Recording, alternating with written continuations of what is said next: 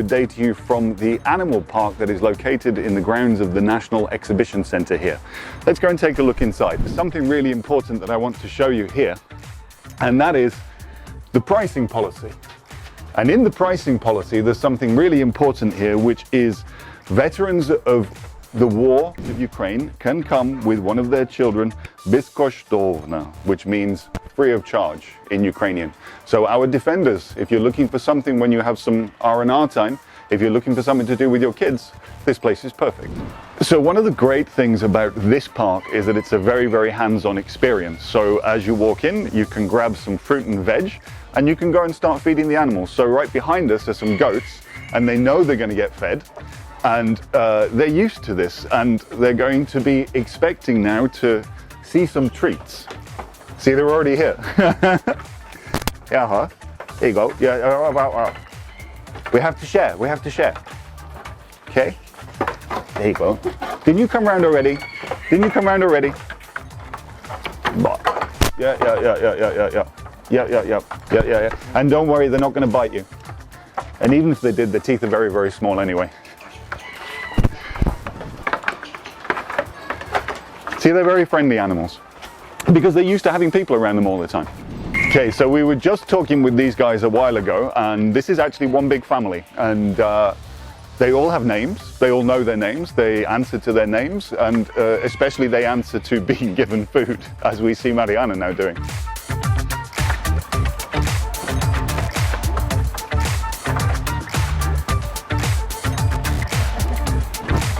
See as well, right? That's our relative. That's our relative. Watch how he takes it with his hands. Watch how he takes it.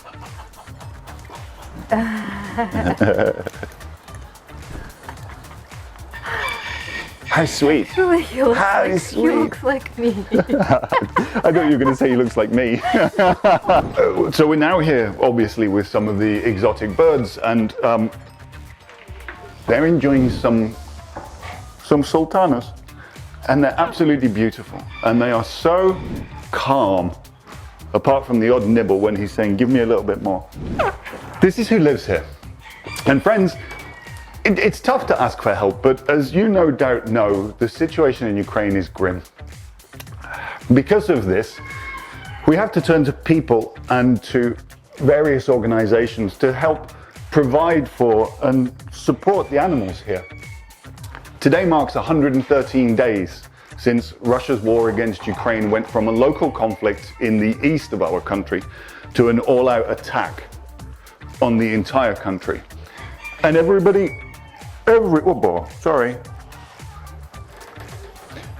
suffers from this.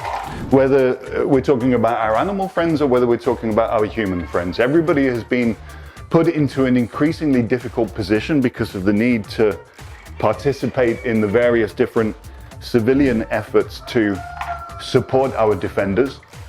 But here, what we have to do is we have to support our feathered and our furry friends. And in fact, these guys have been here for a long time, but the animal park here in Kiev is not just looking after right now their own animals. They've also taken in animals from other parts of the country as well that have suffered even harder from the fighting that we've seen from the Russians. And I think I finally got them full. So I think we're done now, yeah? So when we were with the exotic birds, I was talking about having taken some llamas and alpacas from Kharkiv. The guys from Kharkiv have taken some time to settle in here to their new surroundings, but they're also taking some time to deal with their own trauma as well. Kharkiv was very, very heavily bombed. Kharkiv is Ukraine's second city. It's a city, sorry, excuse me, you want food, yeah. So these are the llamas in actual fact from the Kiev Animal Park. Kharkiv, as I was saying, is Ukraine's second city with a population, you're cheeky, stop, with a, you had some, okay. Kharkiv has a population of 1.5 million, and these guys actually came from there. So they've had a little time to adapt already. When I was here, in fact, 2 weeks ago, when we were planning out this trip, these guys wanted to sit at the back of their enclosure, at the back of their pen. But now they're coming out of themselves a little bit, and even that one there, a mother with a little baby who's 3 months old, will you come? You want some? Yeah? Good girl. Oh, and yes, okay, Mr. Llama. Llamas are cheeky. Llamas are cheeky. They just want to take and grab all the time. And this llama again, this is Kiev's llama, so he's been here for a while and he's very, very used to the human interaction. These guys here were moved because of their safety, because it wasn't safe for them to remain in Kharkiv anymore. And sadly, the reality is that there are no places in all of the country of Ukraine that are safe right now. This is what we have to deal with, on a national level, sadly. Now I'm going to introduce you to this guy. His name is Roma. And Roma's quite special. And we're going to soften him up by giving him a few sultanas, because that's what he likes. And the other thing that he likes, which is simply nuts, is this. Shall we tickle you? Do you want to do that? Hoppa. There he goes. There he goes. So he's pressing himself against the cage because he absolutely adores having his armpit tickled. Yeah. Is that good? I have to do it again. And that side now. Okay, that side. We can do that side. Oh. Roma, you're a good boy. There you go. Take some more.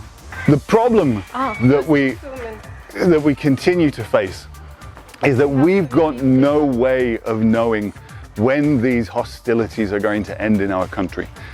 The main hostilities that we see are in the east of the country and in the south of the country, but missile attacks can come from absolutely anywhere.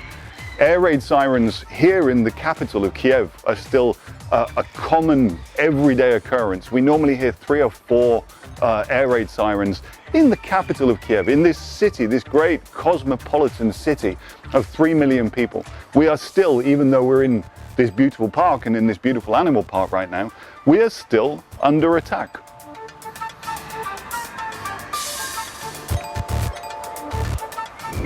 I am actually speaking to them in Russian. These guys are from Kharkiv as well, and Kharkiv is predominantly a Russian-speaking city, as many places in the east of the country are.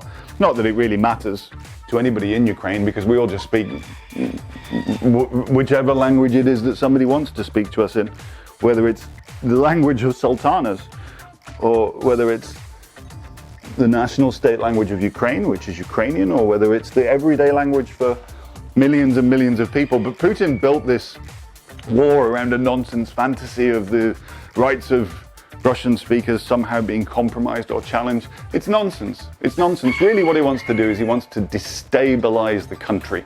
That is Putin's life. Putin's goal is to destabilize the country, to disrupt lives, to disrupt businesses. You know, there's fuel prices are increasing everywhere. We see that especially here. There are food shortages. And all of this horror continues every day. And it means that we, those of us who are here, what we need to do, I'm coming to you, calm down, calm down. I know you've been fed. I know you've been fed. Yes, wait. What we have to do, all of us, he's just going to go for the whole handful now. We have to continue, as we're feeding these guys, we have to continue feeding the country. We have to support each other, and we have to support our animals as well. And the people here at the Animal Park in Kiev, they have not left their pets since the beginning of this war, and they never will. And these guys, whether it's the management of the Animal Park, wait, I'll get it for you now. I'll get it for you now. So, let's just do that, shall we? Yeah? And then he can eat them all. As I was just saying, these guys have not left their pets since the beginning of the war, and they're never going to either. And whether that means their charges that they've had here at the Animal Park in Kiev since the beginning, or whether it means these guys who've come in from other places, from Kharkiv and other places, you've eaten everything. It's all gone. Everyone will be looked after here at the Animal Park. Everyone who needs help will get help. And if you can help the Animal Park by making a contribution, then when this video gets put together and the clever people do their editing and things, there'll be links on the bottom of the screen, which will tell you how you can donate. There'll be links to PayPal accounts or Patreon accounts or just a regular bank details or contact information so that you can find out more about how you can support this wonderful, wonderful organization that exists not only for the animals but for the families of people here who are looking for a way of escaping the day-to-day of the fact of aggression, Russian aggression against our country. This is an ideal place to come and get away from that and be with someone like this guy. Yeah. The fact of the matter is that there's a lot of animals here that are in need of support. And to understand life in Ukraine right now, what you have to understand is that things do go on and life goes on. And in actual fact, here, this little guy, he's a baby of war. He was born just a few weeks ago. And when I first came here, when I first came here, this tiny little guy was still clinging to his mum's back. But now, 2 weeks later, he's already moving around by himself and he's already taking his own sultanas when they're not getting stolen from him, right? You keep taking them. You keep taking them. Life in Ukraine right now. Maybe you're going to spend your night in a bomb shelter. They're not particularly comfortable places. I've been in a few myself. Then during the day, maybe you would come to work in a zoo like this, and then in the other time that you have, maybe you're volunteering with another civilian project which is a part of the war effort. Ukrainians are doing everything that they can so that they can defeat this unjustified aggression against their country. And if you can do something to help the beautiful animals that they're looking after here, then that's a part of our victory. That's a part of helping to keep our life somehow, through all of this craziness, through all of Putin's aggression and the barbaric acts of the Russian army, somehow we keep things going. Will you get one now? Will you get one? Yeah, you got it. Well done. And you. And you. Thank you for joining us on this trip around the animal park here in Kiev. I've said several times, if you can support the park, then that would be absolutely wonderful. I'll give you a better idea. After all this is finished, after Ukraine's victory, after returning to a normal, peaceful way of life in Ukraine, come and visit. Come and visit. This is a country I've lived in for nearly 20 years. This is such a wonderful and beautiful, beautiful place. So after all of this, come and see Ukraine for yourself and come and see these guys. Come and visit these animals.